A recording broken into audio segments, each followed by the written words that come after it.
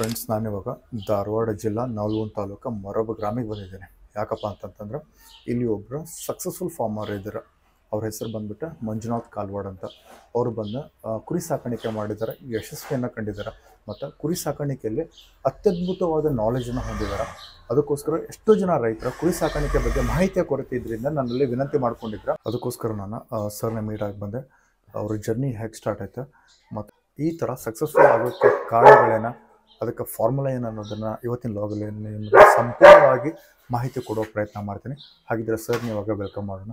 ಇವತ್ತಿನ ಲಾಗನ್ನ ಸ್ಟಾರ್ಟ್ ಮಾಡೋಣ. ಫ್ರೆಂಡ್ಸ್, ನಮ್ಮ ಜೊತೆ ಇವಾಗ ಮಂಜುನಾಥ್ ಕಾಲ್ವಾಡ್ ಸರ್ ಇದ್ದಾರೆ.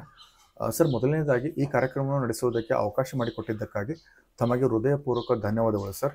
ತಮಗೂ ಕೂಡ ಧನ್ಯವಾದಗಳು ಸರ್. ಮತ್ತು ಮಂಜುನಾಥ್, ನಿಮ್ಮೊಂದಿಗೆ ಕಾರ್ಯಕ್ರಮಕ್ಕೆ ಸ್ವಾಗತ. ನೀವು ನಮ್ಮ ದಾನೇಶ್ವರಿ ಫಾರ್ಮರ್ಸ್ಗೆ ಬಂದಿದ್ರಿ, ತಮಗೂ ಕೂಡ ಸ್ವಾಗತ. ಓಕೆ ಸರ್, ಮೊದಲನೇದಾಗಿ ನಮ್ಮ ವೀಕ್ಷಕರಿಗೆ ನಿಮ್ಮ ಹಿನ್ನೆಲೆ, ನಿಮ್ಮ ಕುಟುಂಬದ ಹಿನ್ನೆಲೆ ಬಗ್ಗೆ ತಿಳಿಸ್ಕೊಡಿ. ಸರ್, ನಾವು ಮೂಲತಃ ಕೃಷಿಕ ಕುಟುಂಬದಿಂದ ಬಂದವರು ಸರ್. ನಾವು ಹಿಂದೆ ಸಣ್ಣವರಿದ್ದಾಗಲೇ, ಚಿಕ್ಕವರಿದ್ದಾಗಲೇ ನಮ್ಮ ತಂದೆಯವ್ರು ತೀರೋದ್ರು.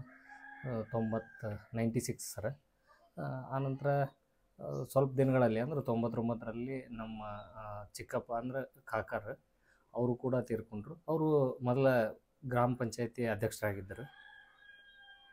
ಆಮೇಲೆ ಅವ್ರು ತೀರ್ಕೊಂಡ ನಂತರ ಕುಟುಂಬದ ಜವಾಬ್ದಾರಿ ಅಂದ್ರೆ ಈ ಕುಟುಂಬವನ್ನು ನಿರ್ವಹಿಸುವಂಥ ಜವಾಬ್ದಾರಿ ನಮ್ಮ ಮತ್ತು ನಮ್ಮ ಮಾವರಂತ ಒಬ್ಬರು ಅದಾರ ರೀ, ನಮ್ಮ ಸಿಸ್ಟರ್ನ ಕೊಟ್ಟಿದ್ರಿ ಅವರಿಗೆ. ಅವ್ರ ಮೇಲೆ ಜವಾಬ್ದಾರಿ ಜಾಸ್ತಿ ಬಿತ್ತು. ಆ ಜವಾಬ್ದಾರಿಯನ್ನು ನಿರ್ವಹಿಸುವ ನಿಟ್ಟಿನಲ್ಲಿ ನಾವು ಸ್ವಲ್ಪ ಎಜುಕೇಷನ್ ನಮ್ದು ಆವಾಗಲೇ ಡ್ರಾಪ್ ಆಯಿತು. ಅಂದರೆ PUCಗೆ ನಾನು ಎಜುಕೇಷನ್ ಡಿಸ್ಕನೆಕ್ಟ್ ಮಾಡಿದ್ದೆ ಸರ್. ಅದಾದ ನಂತರ ರಾಜಕೀಯದಲ್ಲಿ ಕೂಡ ಅಂದರೆ ಸಮಾಜ ಸೇವೆ ಮಾಡ್ತಾಯಿದ್ರು ನಮ್ಮ ಕಾಕರು. ಆ ಒಂದು ಉದ್ದೇಶದಿಂದ ನಮ್ಮ ರಾಜಕೀಯದಲ್ಲಿ ನಮ್ಮ ಚಿಕ್ಕಮ್ಮನವ್ರನ್ನ ಅಂದ್ರೆ ನಮ್ಮ ಕಾಕಾರ ಮಿಸಸ್ ಅವ್ರನ್ನ ತಾಲೂಕ್ ಪಂಚಾಯತಿ ಪಕ್ಷೇತರರಾಗಿ ತಾಲೂಕ್ ಪಂಚಾಯತಿ ಮೆಂಬರಾಗಿ ಆರಿಸಿ ಕಳಿಸಿದ್ರು. ಅದು ಅದೇ ವರ್ಷ ಉಪಾಧ್ಯಕ್ಷರು ಕೂಡ ಆದರು ತಾಲೂಕ್ ಪಂಚಾಯತಿಯಲ್ಲಿ. ಆನಂತರ ಈಗ ನಾವು ಸದ್ಯ ನಮ್ಮ ಫ್ಯಾಮ್ಲಿಯಲ್ಲಿ ನಾನು, ನಮ್ಮ ತಾಯಿ, ನಮ್ಮ ಕುಟುಂಬ ಹಾಗೂ ನಮ್ಮ ತಮ್ಮನ ಕುಟುಂಬ, ನಮ್ಮ ಚಿಕ್ಕಮ್ಮ ಹಾಗೂ ನಮ್ಮ ಮಾವ, ನಮ್ಮ ತಂಗಿ ಮತ್ತು ಇಬ್ಬರು ಅವ್ರ ಮಕ್ಕಳು, ನಮ್ಮಿಬ್ಬರು ಮಕ್ಕಳು, ನಾವು ಸುಮಾರು ಒಂದು 13 ಜನ ಫ್ಯಾಮ್ಲಿಯಲ್ಲಿ ಜಾಯಿಂಟ್ ಫ್ಯಾಮ್ಲಿ ಸರ್ ನಮ್ಮದು. ನಾವು ಎಲ್ಲರೂ ಕೂಡಿನ ಎಲ್ಲರೂ ಕೃಷಿಗೆ ಒತ್ತು ಕೊಟ್ಟು ಕೃಷಿಯನ್ನೇ ನಮ್ಮ ಮೂಲ ಕಸುಬಾಗಿ ನಾವು ಕೃಷಿಯನ್ನೇ ಮಾಡ್ತಾಯಿದ್ದೀವಿ ಸರ್. ಇದೆಲ್ಲ ನಮ್ಮ ಕುಟುಂಬದ ಹಿನ್ನೆಲೆ. ಸರ್, ಈ ಕುರಿ ಸಾಕಾಣಿಕೆ ಮಾಡೋಕ್ಕಿಂತ ಪೂರ್ವದಲ್ಲಿ ತಾವೇನು ಕೆಲಸ ಮಾಡ್ಕೊಂಡಿದ್ರಿ? ನಮ್ಮದು ಮೂಲ ಕಸಬು ಬಂದು ರೈತಾಪಿ, ನಾವು ಕೃಷಿಯನ್ನು ಮಾಡ್ತಾಯಿದ್ವಿ. ನಂತರದ ದಿನಗಳಲ್ಲಿ ಅದರ ಜೊತೆಗೆ ಹೈನುಗಾರಿಕೆ ಮಾಡ್ಬೇಕಂತೇಳಿ ಇಚ್ಛೆಪಟ್ಟು ಹೈನುಗಾರಿಕೆ ಮಾಡ್ತಾಯಿದ್ವಿ. ತದನಂತರ ನಾವು ಸಿವಿಲ್ ಕಾಂಟ್ರಾಕ್ಟರಾಗಿ ಕೆಲವೊಂದಿಷ್ಟು ಕೆಲಸಗಳನ್ನು, ಸರ್ಕಾರಿ ಕೆಲಸಗಳನ್ನು ಟೆಂಡರ್ ಮೂಲಕ ಪಡೆದು ಮಾಡ್ತಾಯಿದ್ವಿ. ನಂತರದ ದಿನಗಳಲ್ಲಿ ಈ ಕೊರೋನಾ ಏನು ಬಂತು, ಕೊರೋನಾ ಸಂದರ್ಭದಲ್ಲಿ ನಾವು ಅನಿವಾರ್ಯ ಕಾರಣದಿಂದ ಕುರಿ ಸಾಕಾಣಿಕೆಗೆ ಬರಬೇಕಾಯ್ತು. ಅಲ್ಲಿಂದ ನಿಮ್ಮದು ಜರ್ನಿ ಸ್ಟಾರ್ಟ್ ಆಯಿತು? ಹೌದು, ಅಲ್ಲಿಂದ ನಮಗೆ ಈ ಕುರಿ ಸಾಕಾಣಿಕೆ ಜರ್ನಿ ಸ್ಟಾರ್ಟ್ ಆಯಿತು. ಸರ್, ಕೃಷಿಯಲ್ಲಿ ನೀವು ಕುರಿ ಸಾಕಾಣಿಕೆಯನ್ನು ಎದಕ್ಕೆ ನೀವು ಆಯ್ಕೆ ಮಾಡ್ಕೊಂಡಿದ್ರಿ? ಅದಕ್ಕಿಂತ ಬೇರೆ ಎಲ್ಲ ಕೃಷಿಗಳಿತ್ತು, ರೇಷ್ಮೆ ಇತ್ತು, ಅದಾದಮೇಲೆ ಮೀನು ಸಾಕಾಣಿಕೆ ಇತ್ತು. ಪರ್ಟಿಕ್ಯುಲರ್ ಇದನ್ನೇ ಸೆಲೆಕ್ಟ್ ಮಾಡ್ಕೊಳ್ಳೋಕ್ಕೆ ಏನಾದರೂ ಒಂದು ಕಾರಣಗಳಿದೆ? ಹಾಂ ಸರ್, ನಿಜವಾಗ್ಲೂ ಒಂದು ಕಾರಣ ಇದೆ. ನಾವು ಹೊಲಗಳಿಗೆ ಸಾಕಷ್ಟು ರಾಸಾಯನಿಕ ಗೊಬ್ಬರಗಳನ್ನು ನಾವು ಇವತ್ತು ಉಪಯೋಗ ಮಾಡ್ತಾಯಿದ್ದೀವಿ. ಹಾಗಾಗಿ ಮಣ್ಣಿನಲ್ಲಿರುವಂಥ ಅನೇಕ ಜೀವಸತ್ವಗಳನ್ನು ನಾವು ಇವತ್ತು ನಾಶ ಮಾಡುವಂಥ ಕೆಲಸ ಮಾಡ್ತಾಯಿದ್ದೀವಿ. ಆ ದಿಶೆಯಲ್ಲಿ ನಾವಿವತ್ತು ಹಸು ಅಥವಾ ಕುರಿ ಸಾಕಾಣಿಕೆ ಮಾಡೋದ್ರಿಂದ ನಮಗೆ ಹೊಲಗಳಿಗೆ ನಮಗೆ ಗೊಬ್ಬರದ ಅವಶ್ಯಕತೆಯನ್ನು ನೀಗಿಸ್ಬೋದು. ಯಾಕಂದರೆ ಕುರಿಯಿಂದ ಬಂದಿರತಕ್ಕಂಥ ಗೊಬ್ಬರವನ್ನು ನಾವು ಹೊಲಗಳಿಗೆ ಉಪಯೋಗ ಮಾಡೋದ್ರಿಂದ ಮಣ್ಣಿನಲ್ಲಿರುವಂಥ ಜೀವಸತ್ವಗಳನ್ನು ಉಳಿಸ್ಬೋದು, ಬೆಳೆಸ್ಬೋದು. ಮುಂದಿನ ದಿನಗಳಲ್ಲಿ ಕೂಡ ಮಣ್ಣನ್ನು ಸಂಪೂರ್ಣವಾಗಿ ನಾವು ಪವರ್ಫುಲ್ಲಾಗಿ ಮಾಡುವಂಥ ಕೆಲಸ ಮಾಡ್ಬೋದು. ಮತ್ತು ಕೃಷಿಗೆ ಮುಖ್ಯವಾಗಿ ಬೇಕಾಗಿರುವುದು ಮಣ್ಣು, ನೀರು. ಇವೆರಡು ತೇವಾಂಶ ಮತ್ತು ಮಣ್ಣಿನ ಗುಣಧರ್ಮದಲ್ಲಿ ಒಳ್ಳೆಯ ಒಂದು ಫಲವತ್ತತೆಯನ್ನು ಕಾಣಬೇಕಂದ್ರೆ ನಾವು ನಿಜವಾಗ್ಲೂ ಮೊದಲಿನ ಪದ್ಧತಿಯ ಕೃಷಿಗೆ ಹೋಗಬೇಕಾಗಿದ್ದ ಅವಶ್ಯಕತೆ ಐತಿ. ಆ ಒಂದು ಉದ್ದೇಶದಿಂದ ನಾವು ಕೃಷಿಯ ಜೊತೆಗೆ ಈ ಉಪಕಸಬಾಗಿ ಕುರಿ ಸಾಕಾಣಿಕೆಯನ್ನು ನಾವು ಆಯ್ಕೆ ಮಾಡ್ಕೊಂಡಿದ್ದೀವಿ ಸರ್. ಸರ್, ತಾವು ಕುರಿ ಸಾಕಾಣಿಕೆ ಮಾಡುವ ಪೂರ್ವದಲ್ಲಿ ಎಲ್ಲಿಯಾದರೂ ತರಬೇತಿ ಅಥವಾ ಇದ್ರ ಬಗ್ಗೆ ಮಾಹಿತಿಯನ್ನು ಕಲೆಕ್ಟ್ ಮಾಡಿದ್ರ? ನಾವು ಕುರಿ ಸಾಕಾಣಿಕೆ ಬಗ್ಗೆ KVK ಧಾರವಾಡ ಕೃಷಿ ವಿಜ್ಞಾನ ಕೇಂದ್ರ ಧಾರವಾಡದಲ್ಲಿ ತರಬೇತಿಯನ್ನು ಪಡೆದುಕೊಂಡಿವಿ.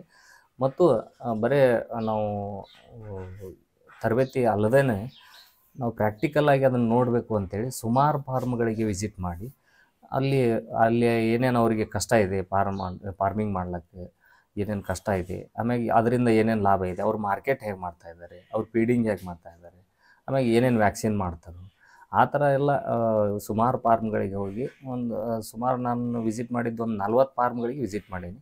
ನಾನು ಯಾರು ಪರ್ಮಿಷನ್ ಕೊಟ್ಟಾರೋ ಅವ್ರ ಫಾರ್ಮ್ನಲ್ಲಿ ಒನ್ ಡೇ ಅಲ್ಲಿ ಹಾಲ್ಟ್ ಮಾಡಿ ಬೆಳಿಗ್ಗೆ ಯಥಾಸ್ಥಿತಿ ಅವ್ರದ್ದು ಏನೇನು ಕಾರ್ಯಕ್ರಮಗಳಿರ್ತಾವೆ ಕುರಿ ಜೊತೆಗೆ, ಆ ಎಲ್ಲ ಕಾರ್ಯಕ್ರಮಗಳಲ್ಲಿ ಕೂಡ ನಾನು ಭಾಗಿಯಾಗಿ ಅದರ ಅನುಭವದ ಫಲವೇ ನಾವು ಇವತ್ತು ಸಕ್ಸಸ್ ಫಾರ್ಮಿಂಗಿಗೆ ನನಗೆ ಅನುಕೂಲ ಆಯಿತು ಅಂತ ಹೇಳ್ತೀನಿ. ಸರ್, ತಾವು ಕುರಿ ಸಾಕಾಣಿಕೆ ನಾವು ಮಾಡುವಾಗ ಎಷ್ಟು ಬಂಡವಾಳ ಹಾಕಿದ್ರಿ ಸರ್ ತಾವು? ನಾವು ಮೊದಲಿಗೆ ಈ ಕೊರೋನಾ ಸಂದರ್ಭದಲ್ಲಿ ಕುರಿ ಸಾಕಾಣಿಕೆ ಮಾಡ್ಬೇಕಂತ ಏನು ಇಚ್ಛೆ ಪಟ್ವಿ, ಅವತ್ತಿನ ದಿವಸ ಒಂದು 50,000 ರೂಪಾಯಿಗಳಲ್ಲಿ ಒಂದು 10 ಮರಿಗಳನ್ನು 50,000 ರೂಪಾಯಿ ಬಂಡವಾಳ ಹೂಡಿಕೆ ಮಾಡಿ ಒಂದು 10 ಮರಿಗಳನ್ನು ತೆಗೆದುಕೊಂಡು ಬಂದಿವಿ ಅವತ್ತಿನ ದಿವಸ. ಅಲ್ಲಿಂದ ನಮ್ಮ ಜರ್ನಿ ಸ್ಟಾರ್ಟ್ ಆಯಿತು. ನಾವು ಅವತ್ತು 50,000 ರೂಪಾಯಿ ಇನ್ವೆಸ್ಟ್ ಮಾಡಿ ಏನು 10 ಮರಿಗಳನ್ನು ತಂದ್ವಿ, ಅದಕ್ಕೆ ಯಾವುದೇ ರೀತಿ ನಾವು ಹೈಟೆಕ್ ಮಾದರಿಯಲ್ಲಿ ಸೆಡ್ಡು ನಿರ್ಮಾಣ ಮಾಡೋದು ಅಥವಾ ಬೇರೆ ರೀತಿ ಏನಾದ್ರು ಫುಡ್ ತಂದು ಹಾಕೋದು ಆ ಥರ ಏನು ಮಾಡಲಿಲ್ಲ. ನಮ್ಮ ಹೊಲದಲ್ಲಿ ಬೆಳೆದಿರ್ತಕ್ಕಂಥ ಫುಡ್ಡನ್ನು ಉಪಯೋಗ ಮಾಡಿಕೊಂಡು ನಮ್ಮ ಬಾಗಿಲಲ್ಲಿ ಏನು ಅಂಗಳದಲ್ಲಿ ಇರುವಂಥ ಜಾಗೆಯನ್ನು ಅದಕ್ಕೆ ಸ್ವಲ್ಪ ಒಂದು ಮೆಸ್ ಕಟ್ಕೊಂಡು ಕಡಿಮೆ ಖರ್ಚಿನಲ್ಲಿ ಮನೆಯಲ್ಲಿ ಇರುವಂಥ ವಸ್ತುಗಳನ್ನು ಉಪಯೋಗ ಮಾಡಿಕೊಂಡು ಅವತ್ತಿನ ದಿವಸ ನಾವು ಮರಿ ಸಾಕಾಣಿಕೆ ಅಂದರೆ ಟಗರು ಮರಿ ಸಾಕಾಣಿಕೆ ಸ್ಟಾರ್ಟ್ ಮಾಡಿದ್ವಿ. ನಾವು ಸ್ಟಾರ್ಟ್ ಮಾಡಿದ್ದು ಟಗರು ಮರಿ ಸಾಕಾಣಿಕೆಯಿಂದ.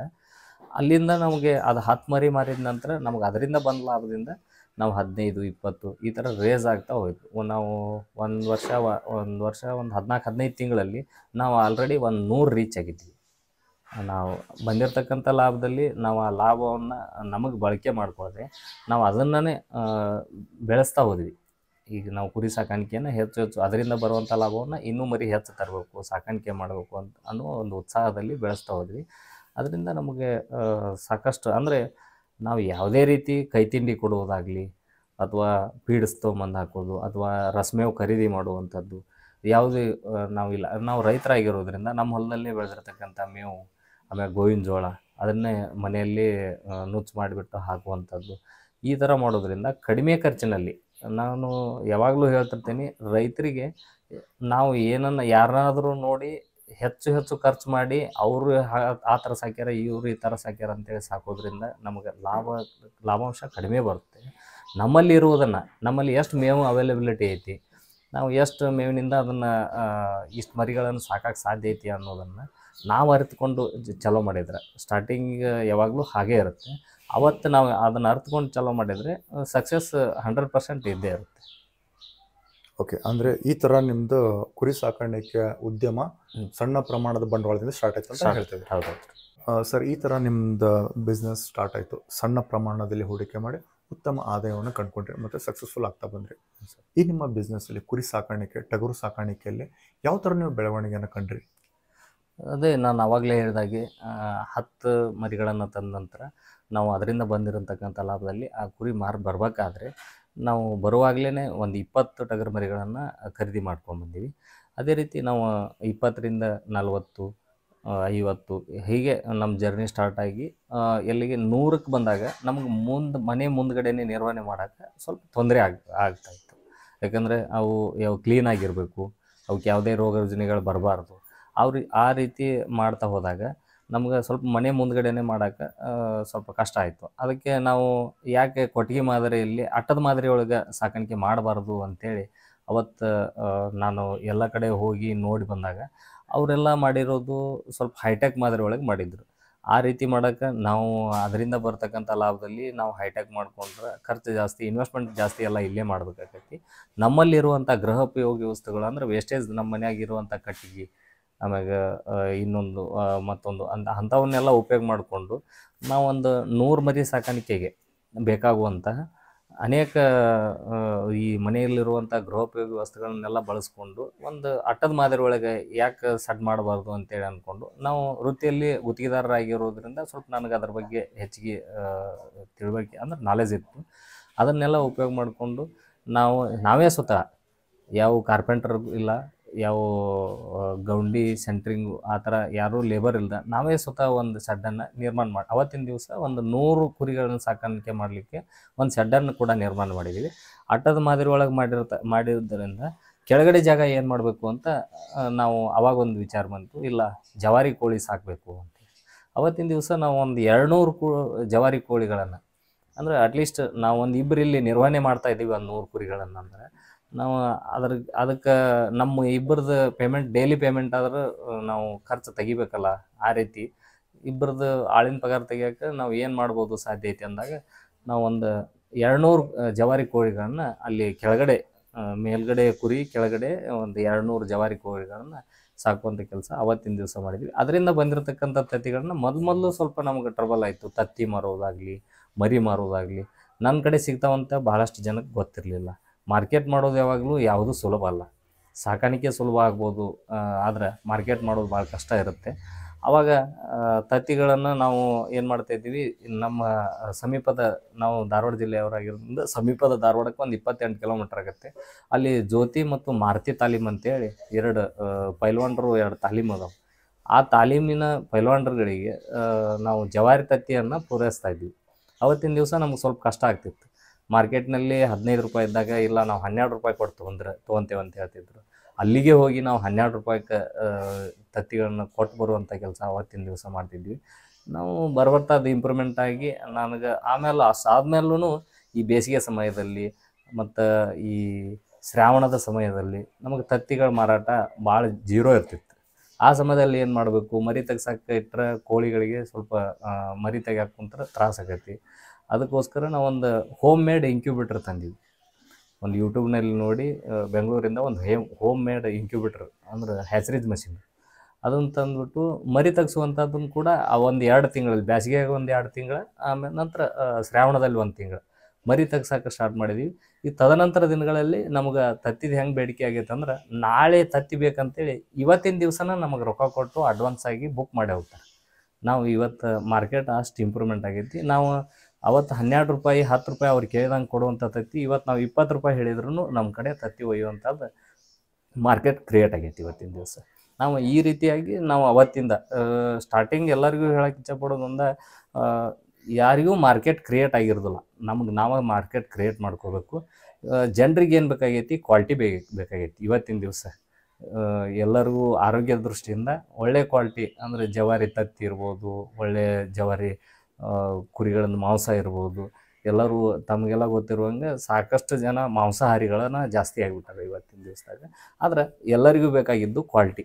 ಆ ಕ್ವಾಲಿಟಿನ ನಾವು ಕೊಡುವಂಥ ಕೆಲಸ ನಾವು ಮಾಡಿದರೆ ನಿಜವಾಗ್ಲೂ ಅದಕ್ಕೆ ಒಳ್ಳೆ ಬೆಲೆ ಇದ್ದೇ ಇದೆ ಮಾರ್ಕೆಟ್ನಲ್ಲಿ.